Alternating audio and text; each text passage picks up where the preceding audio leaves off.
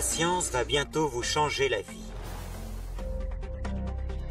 Je m'appelle Stephen Hawking et j'aimerais vous faire entrevoir votre avenir. Wow. Dans cette série, 5 éminents scientifiques se penchent sur des innovations révolutionnaires. C'est stupéfiant. Les ondes de choc du progrès se rapprochent de nous. Nos vies seront plus sûres, plus ludiques.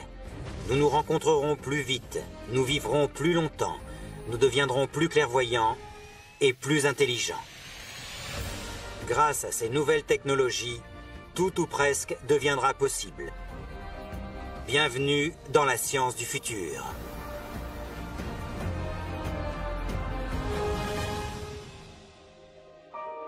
Il y a 100 ans, 2 personnes sur 10 vivaient en milieu urbain. On estime qu'en 2050, ce sera 7 sur 10. Nul ne sait exactement ce que nous réserve le futur, mais le fait est que nos villes sont déjà surpeuplées et polluées. Nos 5 scientifiques vont observer comment la technologie est utilisée pour créer des espaces urbains plus ingénieux, dans l'espoir de pouvoir subvenir aux besoins de notre population qui ne cesse de s'accroître.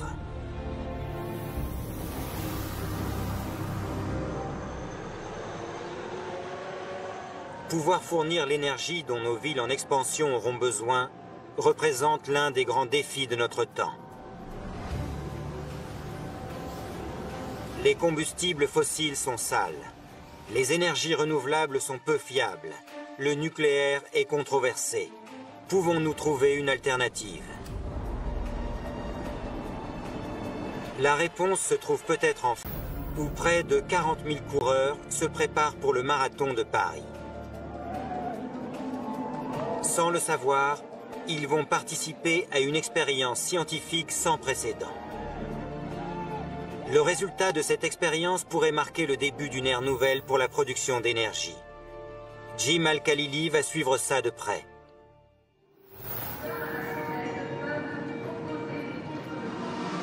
À 20 mètres sous les rues de Paris se trouve la plus grande station de métro au monde, Châtelet-Les Halles. Tous les jours, 750 000 personnes traversent cette station. Tous ces gens dépensent une importante quantité d'énergie. Qu'est-ce qu'on en fait? Rien. Quel gaspillage! Existe-t-il un moyen d'exploiter cette activité humaine en la transformant en électricité?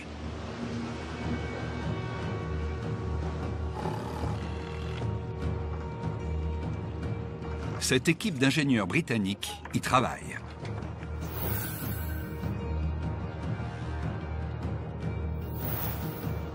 Ils transforment la chaussée en centrale électrique. Cette nouvelle technologie a été développée par l'ingénieur Lawrence Campbell Cook. Parlez-nous de votre concept, Lawrence. Qu'est-ce que vous faites exactement? La technologie PaveGen convertit vos pas en électricité. À chaque fois que vous marchez ou sautez sur une dalle, elle convertit une petite quantité de votre énergie cinétique en puissance électrique. La pression exercée par le pied abaisse une plaque flexible qui fait bouger un aimant néodyme dans un anneau de cuivre. Cet effort produit un courant qui peut être stocké. Contrairement à une dynamo normale, la dalle n'est constituée d'aucune partie mécanique qui pourrait tomber en panne. Chaque pas génère 10 joules, assez d'énergie pour allumer une ampoule de 10 watts pendant 1 seconde. Lawrence Campbell Cook soutient que beaucoup de pas peuvent produire énormément d'énergie.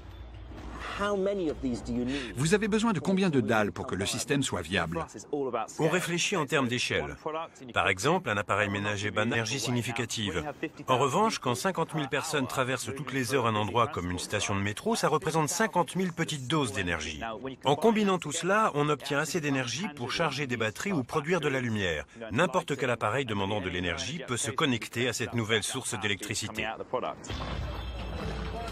Les dalles vont bientôt être testées à grande échelle. Elles sont installées le long des Champs-Élysées, à 200 mètres de l'arrivée du marathon. C'est notre plus grande installation. On va disposer au sol 178 dalles.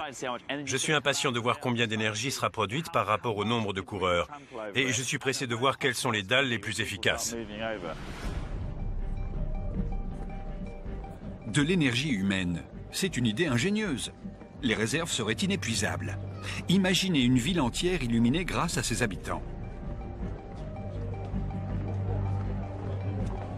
Mais plus le marathon approche, plus j'ai des doutes. J'ai fait des calculs et je suis arrivé loin du compte. Chaque pas sur une des dalles produit 10 joules d'énergie.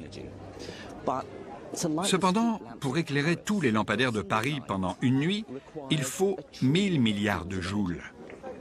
Ça représente 100 milliards de pas. Je peux comprendre les réserves de Jim. Cette technologie ne pourra jamais faire concurrence aux combustibles fossiles ou à l'énergie nucléaire. Mais elle a le potentiel de changer radicalement la façon dont on produira notre énergie dans le futur.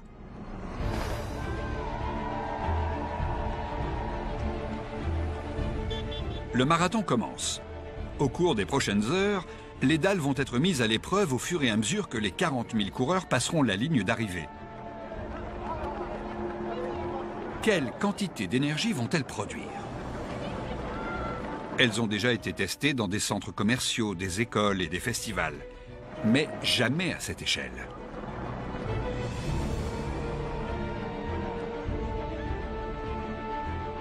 L'énergie générée par les coureurs de tête est mesurée. Le moment est crucial pour Lorenz. Les coureurs sont encore en train d'arriver. Ils passent tous par vos dalles. Combien d'énergie a été produite pour l'instant? Depuis 1 heure, les dalles ont produit environ 90 000 joules. C'est assez pour illuminer un lampadaire pendant un peu moins de 2 heures. Les derniers coureurs sont arrivés. C'est l'heure de faire les comptes. Les 140 mètres carrés de dalles ont généré 4,7 kWh d'électricité. C'est assez pour charger 2000 téléphones portables, conduire une voiture électrique sur une vingtaine de kilomètres ou fournir l'électricité pour 50 diodes électroluminescentes. Qu'est-ce que vous allez faire maintenant? Nous allons installer notre technologie dans plusieurs grandes villes, dans les transports en commun et dans des nouveaux bâtiments.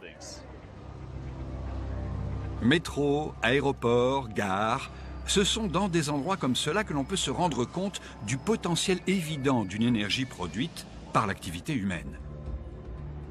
Ici, PFGen pourrait être très utile. Nous nous trouvons à la station Charles de Gaulle, fréquentée par des milliers de personnes chaque heure. Nous voulons que nos dalles soient installées sur les quais et dans les couloirs. Chaque dalle produit une petite quantité d'énergie. Combien de dalles faudrait-il pour que les résultats soient significatifs? Beaucoup, c'est vrai. Mais cette technologie est gratuite et facilement accessible. Il faut en profiter. Des milliers de gens prennent le métro ici tous les jours. Ils pourraient générer plus de 500 kWh en une semaine, ce qui suffirait à fournir l'électricité de 10 maisons de taille moyenne pendant une journée. Ces dalles créatrices d'énergie sont en plein développement. Elles seront installées dans plusieurs grandes gares au cours de l'année. Des centaines de millions d'êtres humains à travers le monde pourraient bientôt produire de l'électricité rien qu'en marchant. Dans le futur, alimenter nos villes en électricité nécessitera un mélange de technologie, d'ingéniosité et d'imagination. Une partie de la solution pourrait bien être l'énergie humaine. L'électricité recueillie grâce à l'activité humaine pourrait être la meilleure des énergies renouvelables. Procurer les ressources nécessaires à notre population grandissante représente un véritable défi pour les villes du futur. En 2050, la population mondiale pourrait approcher les 10 milliards. Imaginez les files d'attente dans les supermarchés. Il faudra trouver un moyen de faire les magasins plus rapidement et plus efficacement. Est-ce que les robots peuvent nous venir en aide? En 2025, notre planète comptera 30 mégapoles de plus de 10 millions d'habitants.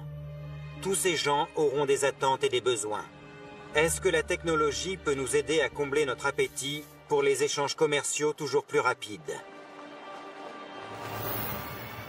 À Boston, des robots sont spécifiquement fabriqués pour répondre à la demande des consommateurs. Chris Elias-Smith va tester la théorie stipulant que tout ce que font les humains peut être encore mieux fait par les robots. Faire les courses est long et ennuyeux. Est-ce qu'un robot peut aller plus vite que nous? On va faire un test simple. Je vais chercher une douzaine d'articles, puis passer en caisse. Nous allons voir combien de temps ça va me prendre. Le consommateur moyen passe environ 2h30 par semaine à faire ses courses. Dans une année, ça représente 15 jours entiers dédiés au shopping. Dans notre monde actuel où le temps est précieux, c'est un véritable gâchis. Des noix de cajou. On passe à la suite. De la glace. Voilà.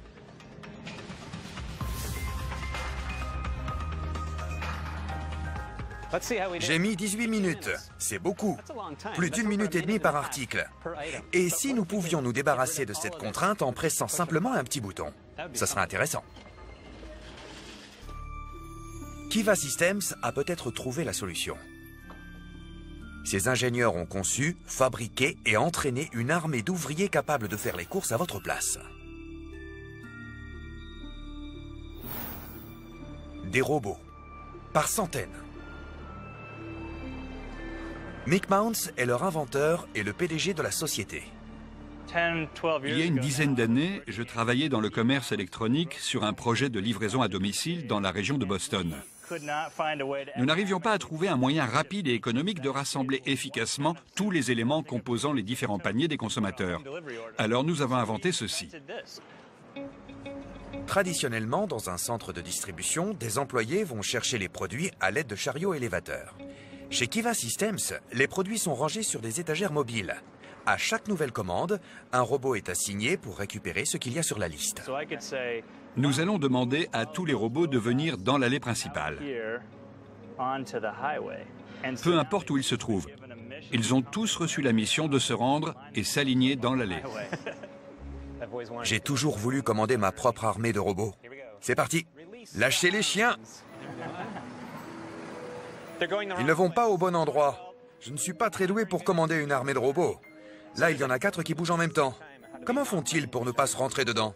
Les robots fonctionnent grâce à un réseau sans fil connecté à l'ordinateur central.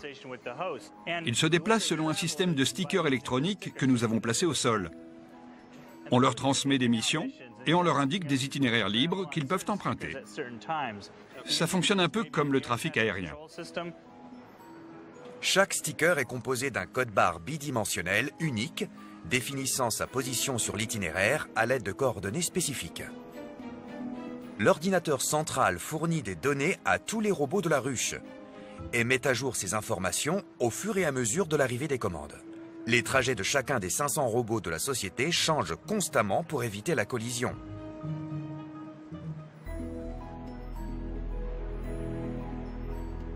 Quand ils sont tous en mouvement, on a l'impression d'observer une colonie de robots fourmis.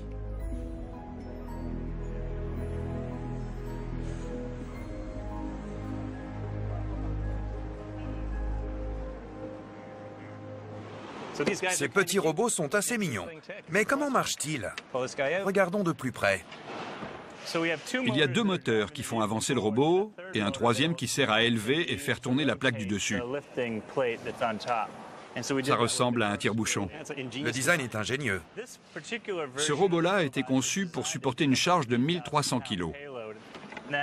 Puis nous avons la partie informatique, assez importante. C'est là que se fait la coordination en Wi-Fi avec l'ordinateur central. Cette caméra montre le sol et les produits que le robot prend. Sur cette pièce, vous pouvez voir les différents capteurs, lumières et indicateurs. Regardez ça. Ce robot a plus d'yeux qu'une araignée. Les robots de ce genre vont définitivement accélérer le processus du shopping en ligne. Mais pour parler de révolution, il faudrait qu'ils puissent être assez rapides pour permettre une livraison garantie le jour même de la commande. Nous allons tester les robots. À quelle vitesse peuvent-ils récupérer tous les produits de ma commande et les amener à ma porte? De quoi avez-vous absolument besoin? En premier, je voudrais de la glace au caramel. De la glace, ok. Voilà. Votre commande est maintenant lancée.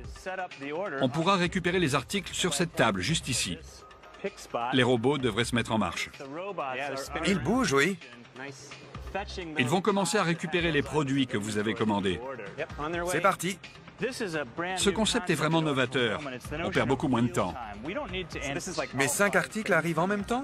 Oui, ça fait 5 robots pour 5 articles, à moins que l'un des robots porte 2 des articles que vous vouliez. L'algorithme de notre logiciel prend ce facteur en compte. Donc, si l'un des robots a 2 ou 3 des éléments que vous avez commandés, c'est ce robot qui sera sélectionné. La charge de travail des robots en est diminuée. Le premier est déjà là. 30 secondes après l'envoi de votre commande depuis Internet, le premier produit peut être récupéré. C'est génial. C'est ça le futur. Bientôt, vous pourrez aller au travail le matin, passer une commande et être livré chez vous le soir. Amazon, la plus grande entreprise de commerce électronique au monde, a acheté Kiva pour 800 millions de dollars. On estime qu'en 2023, le shopping en ligne représentera plus d'un quart de toutes les ventes, notamment grâce à l'avantage de la livraison rapide. Les différentes possibilités d'interagir avec le monde sans être physiquement présent augmentent rapidement. Comme vous pouvez l'imaginer, je trouve ça particulièrement séduisant. Vivre dans nos villes aujourd'hui peut être épuisant. Combien de fois avez-vous déjà souhaité avoir un double avec qui partager votre travail et toutes vos responsabilités? Créer des doubles numériques de nous-mêmes parfaitement réalistes est un rêve ambitieux. Les dernières technologies suggèrent que l'idée n'est pas aussi farfelue que l'on pourrait le croire. Quand j'étais plus jeune, les avancées technologiques prédisaient un futur dans lequel nous aurions plus de temps pour nos loisirs. Mais en fait, plus nous avons de temps libre, plus nous sommes débordés. Aujourd'hui, nous disposons de machines qui augmentent notre capacité à devenir multitâches. Et si nous pouvions être en 2 endroits à la fois? Daniel Kraft va enquêter sur la façon dont nous pouvons être dupliqués virtuellement. À quel point un avatar peut-il être convaincant? Au Japon, le professeur en robotique Hiroshi Ishiguro a créé son double robot. Il espère qu'un jour, ce double pourra donner des cours à sa place. Le robot est plutôt réaliste et presque convaincant. Mais il a quelque chose de dérangeant. Il manque quelque chose. Je me rends à l'autre bout de la planète, à Los Angeles, où l'industrie du divertissement a inspiré ce qui pourrait être une meilleure solution. Ici, à l'Institut de technologie créative de l'Université de Californie du Sud, des scientifiques pensent que si nous voulons vraiment essayer de nous dupliquer, il faut oublier les robots. Ils travaillent sur un moyen de copier les humains grâce au numérique et à la technique du photoréalisme. L'équipe de scientifiques fait des recherches sur la façon dont la lumière est réfléchie par notre peau. Utilisant de nouvelles techniques de digitalisation, leur but est de reproduire une image virtuelle convaincante de personnes existantes. Bonjour. Un des nombreux projets de l'équipe est dirigé par Paul Debevec. Allons nous faire numériser. Paul, sur quoi travaillez-vous? Nous nous trouvons dans le laboratoire graphique de l'Institut de technologie créative. C'est ici que nous nous servons de notre dispositif lumineux et de la digitalisation pour créer des doubles virtuels qui ressemblent trait pour trait à nos modèles humains. Le défi est de taille parce que pour réussir à le faire, on doit prendre en compte tous les pores et les plis de la peau, sa clarté et sa couleur, mais aussi les différents mouvements du visage lorsqu'il change d'expression. Grâce à la photographie numérique, on peut déjà capturer une infinité de détails. Qu'est-ce qui est différent avec ce nouveau système? Une photo numérique est une image plate, à 2 dimensions prise selon un point de vue, un seul éclairage, et qui ne peut capter qu'une seule expression faciale. Ici, nous essayons de reproduire un modèle numérique de quelqu'un photographié sous n'importe quel angle et n'importe quel éclairage. Nous enregistrons aussi toutes les expressions faciales possibles grâce au Light Stage.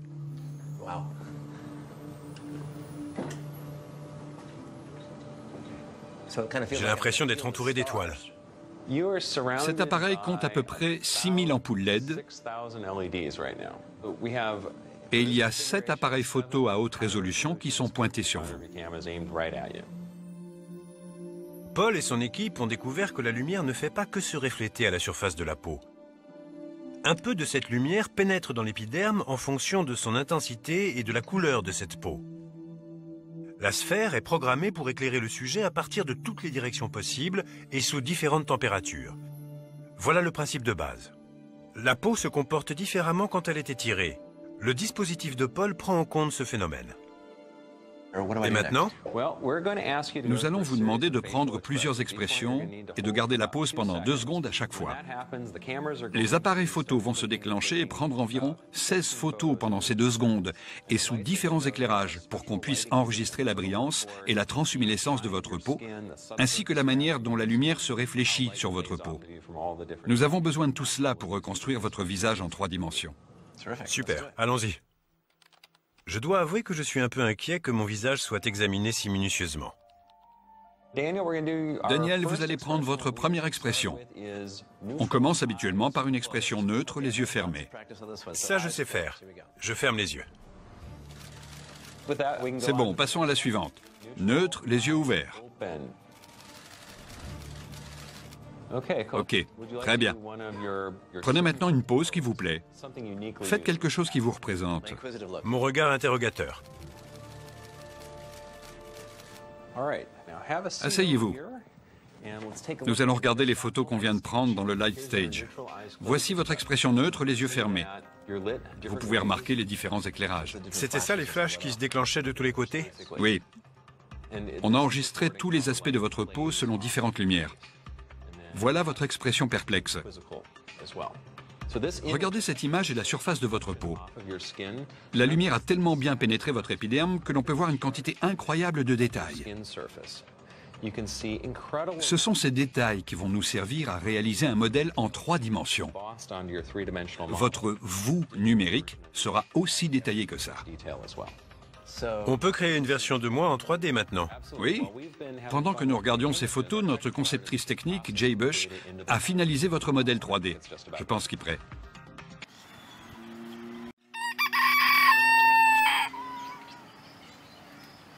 Le modèle 3D est une numérisation qui reproduit la forme et les contours de mon visage. Le défi est de combiner cette base avec le reste des informations visuelles obtenues grâce aux photos. Je suis pressé de voir le résultat. Voici votre modèle en 3D. Votre visage a été entièrement reconstruit à partir des premières photos que nous avons prises. Ce n'est pas une photo, mais une reconstitution. Et voilà ce qui se passe quand on rajoute les autres informations photographiques. Maintenant, on peut voir la couleur et même la brillance de votre peau. Les conditions d'éclairage de cet environnement test sont différentes de ce qu'elles étaient au moment de la prise de photos à l'intérieur du Light Stage. C'est incroyable. Ce n'est pas une photo de moi, mais une reconstitution de mon visage. Comment avez-vous fait? J'ai rassemblé toutes les données qui ont été recueillies et j'ai pu reconstruire votre visage avec une précision de 1/10 de millimètre. Ce sont tous ces petits plis et ces rides qui rendent l'image plus réelle. 1/10 de millimètre, c'est presque trop précis. C'est absolument crucial pour créer un personnage numérique réaliste, qui est convaincant dans ses mouvements et au niveau des émotions qu'il essaie de communiquer. Le résultat est assez impressionnant. Mais pour créer un avatar vraiment convaincant à l'image parfaite de son modèle, il faut que ses mouvements paraissent naturels. Paul fait des tests sur un personnage modelé à partir d'un des chercheurs de l'équipe, Harry Shapiro. Beaucoup de gens à travers le monde m'ont contacté pour me demander si c'était bien moi. On a la même voix et il me ressemble, à part pour la calvitie. Nous avons commencé par le Light Stage, là où vous étiez. Harry est resté à l'intérieur pendant 30 minutes et nous avons photographié une trentaine d'expressions différentes. Vous pouvez en voir quelques-unes. Puis nous sommes allés plus loin. Nous avons fusionné toutes ces expressions pour obtenir plusieurs séquences de mouvements naturels. Vous pouvez observer qu'à chaque nouvelle expression, la forme du visage et sa texture changent. Les détails sont incroyables. On peut faire tout ce qu'on veut à ce visage. Cette image-là, très colorée, vous montre notre technique d'animation. Quand Harry bouge, ses expressions faciales stimulent différentes parties de son visage. Toutes ces parties en mouvement sont détectées puis mixées pour obtenir des enchaînements de mouvements naturels, animés. Dans cette dernière vidéo, vous pouvez voir notre IRA numérique parler. La synchronisation labiale n'est pas encore parfaite, mais vous pouvez déjà vous faire une bonne idée de ce qu'on essaie d'accomplir. J'ai commandé un parfait au yaourt, mais on m'a servi un fruit glacé. Il n'y avait pas de yaourt. Un parfait est composé pour moitié de yaourt et de fruits, mais je n'ai eu qu'un fruit glacé.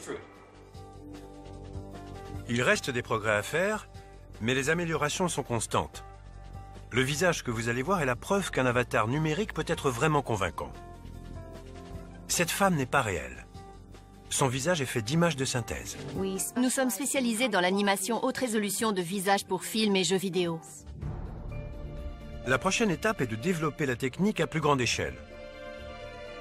Ici, les mouvements de cet acteur numérique sont contrôlés à l'aide d'un simple bouton. Vous avez vu le Light Stage X, qui sert à la numérisation des visages, et je vais vous montrer maintenant le Light Stage 6. Light Stage 6. C'est immense. Cette sphère de 8 mètres de diamètre a été conçue pour éclairer le corps humain tout entier. Il y a 931 lumières sur le dôme et 180 au sol, chacune composée de 6 LED, donc vous êtes entouré de 6666 points lumineux. La sphère est assez large pour qu'on puisse éclairer un corps entier. Nos appareils photo et caméras sont ultra rapides, ce qui nous permet d'avoir de multiples clichés sous de nombreux éclairages différents. Ce n'est pas de la capture de mouvement? La capture du mouvement ne capte qu'un nombre réduit de points sur le corps. Nous enregistrons les mouvements de l'intégralité du corps. La caméra peut être déplacée tout autour de l'acteur et les techniciens ou le réalisateur utilisent le light stage en fonction de ce qu'ils cherchent à reproduire. Quel est votre objectif ultime? Ce qui serait vraiment passionnant, ce serait de pouvoir connecter ces représentations numériques réalistes à des algorithmes d'intelligence artificielle. On pourrait créer des professeurs numériques, des tuteurs ou des collègues qui auraient leurs esprits propres et qui accompliraient des actes pour lesquels ils n'auraient pas été programmés. Je pense qu'on peut s'attendre à des résultats intéressants d'ici 10 ou 15 ans. C'est extraordinaire. Ça va vraiment changer notre monde. Maintenant que j'y pense, une version numérique de moi-même pourrait être très utile. Aujourd'hui, le monde virtuel prend une place extrêmement importante dans nos vies. Un Daniel numérique représenterait de nouveaux moyens de communication. C'est bon, je suis convaincu. Imaginez des tuteurs interactifs pour les cours en ligne, par exemple. Dans le monde du divertissement, cette technologie ferait fureur. Les acteurs numériques seraient jeunes pour toujours et capables de réaliser des exploits impossibles dans la vraie vie. Nos futures idoles pourraient très bien ne pas être réelles. Notre façon d'interagir avec le monde numérique est la clé des progrès que nous réaliserons dans le futur. Nos villes seront intelligentes et les maisons les mieux équipées auront des appareils très intuitifs. On ne fournira quasiment plus d'efforts pour les utiliser. L'invention de la machine à écrire a été une véritable révolution. Plus de 150 ans plus tard, les écrans tactiles ont ouvert de nouvelles manières de communiquer avec le monde numérique. Mais même cette technologie est limitée. Pouvons-nous améliorer encore notre relation avec le monde physique et enfin profiter des maisons et bureaux intelligents qu'on nous promet depuis des années? À Pittsburgh, les chercheurs de l'université Carnegie Mellon font des avancées spectaculaires dans le domaine de la technologie interactive. Karine Bondar s'y trouve pour nous parler des inventions qui rendent nos interfaces actuelles obsolètes. C'est ici. Bonjour Robert, qu'est-ce que vous faites? Je travaille sur un projet qui développe l'interaction tactile au-delà de l'utilisation du doigt. Nous avons conçu une interface capable de reconnaître plusieurs parties de votre main. Vous pouvez toucher l'écran avec votre doigt, comme ça. De manière traditionnelle? Oui, essayez avec l'articulation de votre phalange. Vous pouvez aussi utiliser vos ongles. Comment ça marche? L'interface est programmée pour qu'elle puisse reconnaître la signature acoustique des différents touchés. Écoutez ça.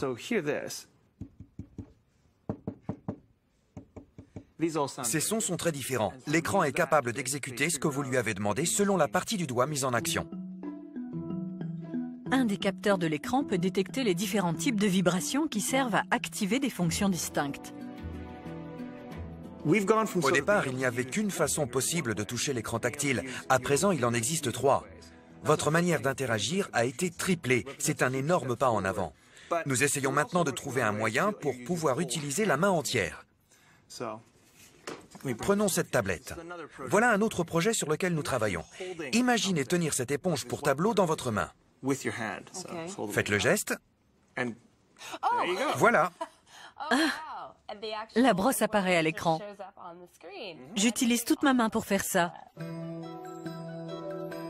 L'écran est capable de détecter plusieurs combinaisons de touchés, ce qui rend l'interaction presque aussi naturelle que si on utilisait de vrais outils. Des chercheurs sont allés encore plus loin. Ils sont en train de transformer radicalement nos interfaces en supprimant complètement les écrans. Le projet WorldKit peut faire de n'importe quelle surface une interface digitale.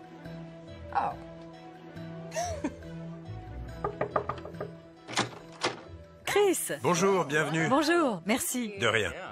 J'ai eu votre message. Oui, nous avons fait de ce mur un écran tactile. Je peux laisser le message que je souhaite. Des murs tactiles? C'est incroyable. Comment un mur peut devenir sensible au toucher? Voilà WorldKit. Ici, vous avez un projecteur et une caméra spéciale appelée caméra de profondeur. Elle ne distingue pas les couleurs, mais la profondeur. Au lieu de voir chaque pixel en rouge ou bleu, la caméra prend compte de la distance à laquelle se trouve le pixel. D'accord. Il y a ici un émetteur infrarouge qui émet un rayonnement. Là, cette caméra infrarouge suit ce rayonnement et décrypte ce qui est en 3D ou non.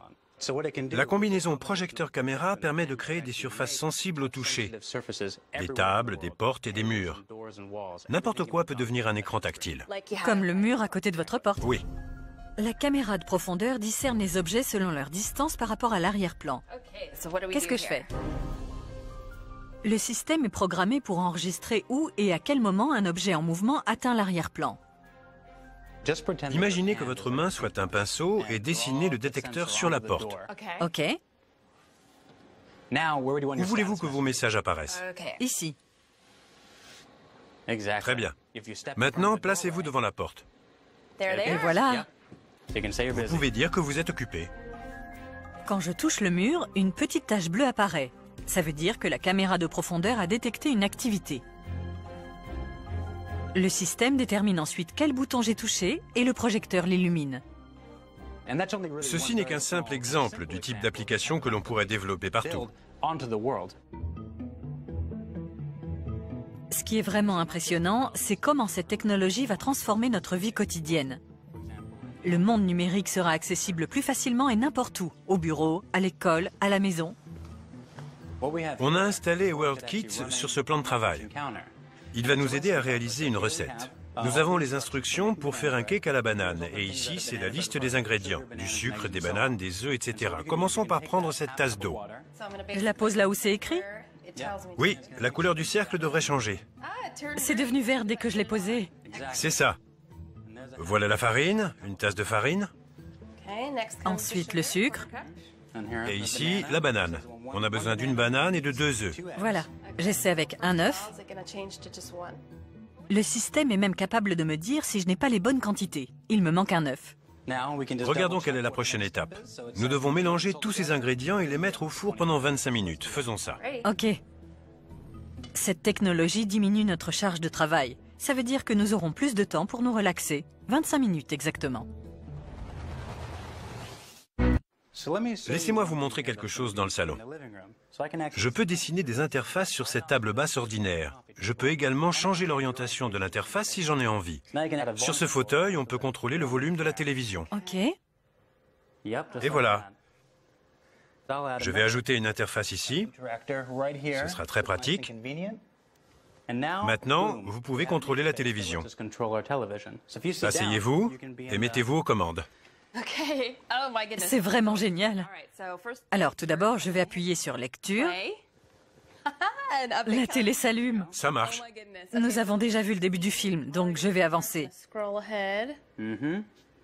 C'est incroyable. Il me suffit de toucher la table. Maintenant, le volume.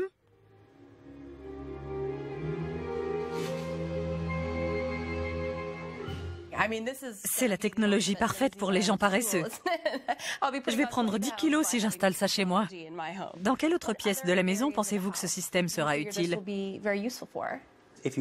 Vous avez remarqué qu'il est très facile de transformer n'importe quelle surface de la maison en surface sensible au toucher, comme ce fauteuil, cette table, un mur ou un plan de travail.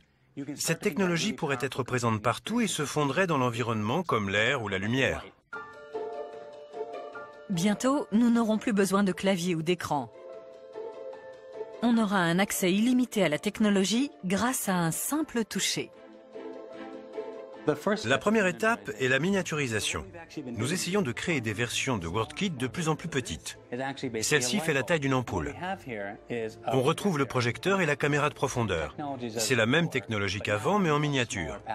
On pourra projeter des interfaces partout où on le voudra. Dans environ 10 ou 15 ans, on installera ces dispositifs dans toute la maison. Il y a 100 ans, avec l'arrivée de l'électricité, c'est ce qu'on a fait avec les ampoules. Et bientôt, les interfaces tactiles seront tout aussi indispensables.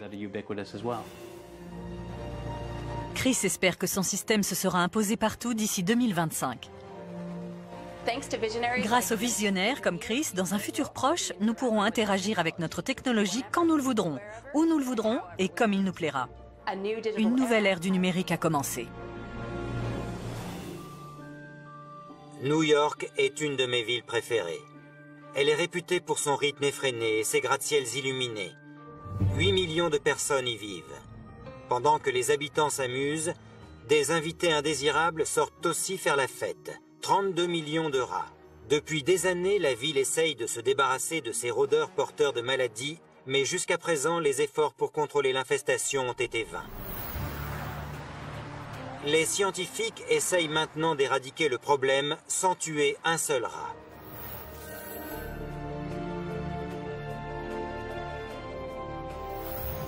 Arati Prasad est à New York pour nous en dire plus sur cette extraordinaire idée.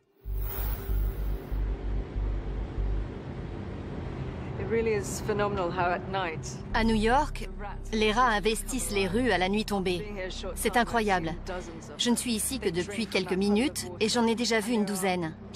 Ils boivent dans cette petite flaque d'eau et viennent chercher à manger dans les sacs poubelles alignés contre le mur. L'endroit grouille de rats. Même le poison est inefficace. Ils courent juste devant moi. Ils se sont habitués à vivre avec les humains dans cette ville. Là où il y a des humains, il y a de la nourriture.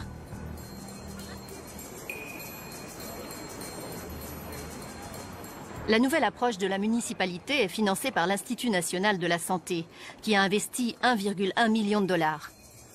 Des scientifiques vont tenter une expérience radicale pour contrôler la fertilité des rats.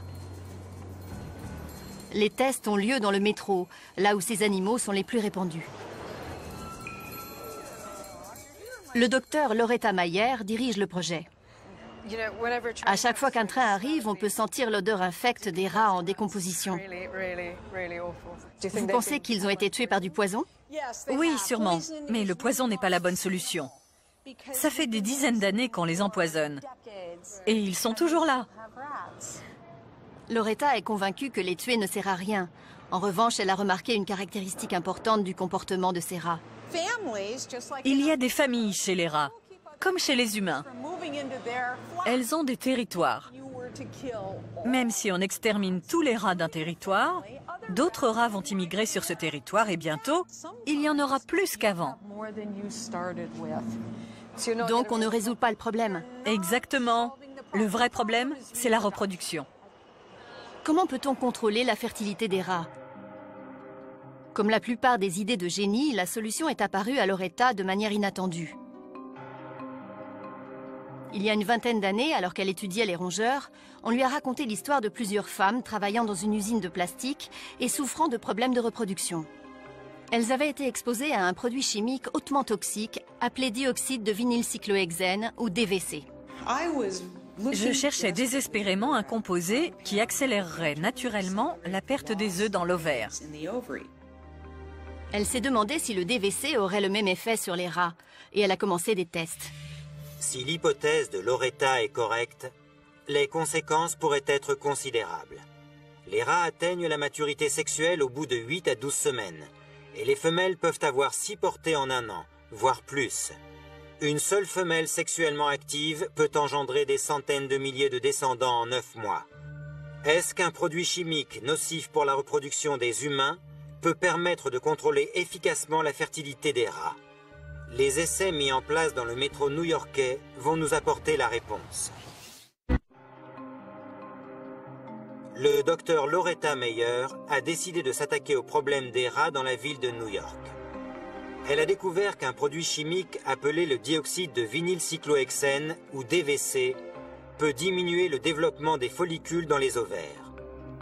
L'idée est d'utiliser ce produit pour empêcher les rats de se reproduire aussi rapidement sans les tuer. La population des rats va-t-elle véritablement être impactée par cette expérimentation? Après ingestion, les effets sont similaires à ceux qui affectent les femmes pendant leur transition ménopausique.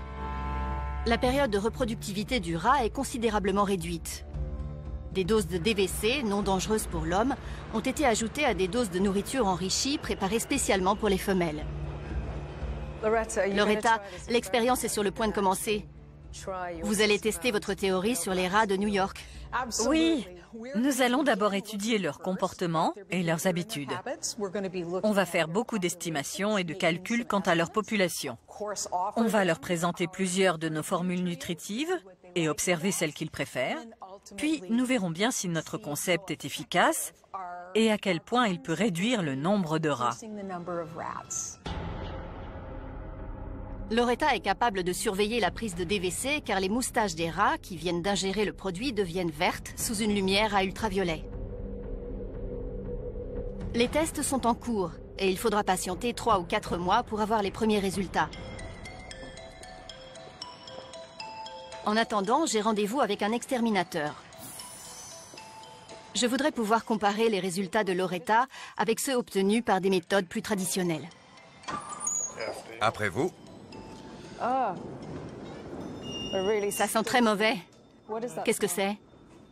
Ça sent l'urine et la fiente de rats. D'après l'odeur, ils sont là depuis longtemps. Le problème avec les pièges est que les rats apprennent à les éviter. On en attrapera quelques-uns, mais les autres vont comprendre qu'ils ne doivent pas s'en approcher.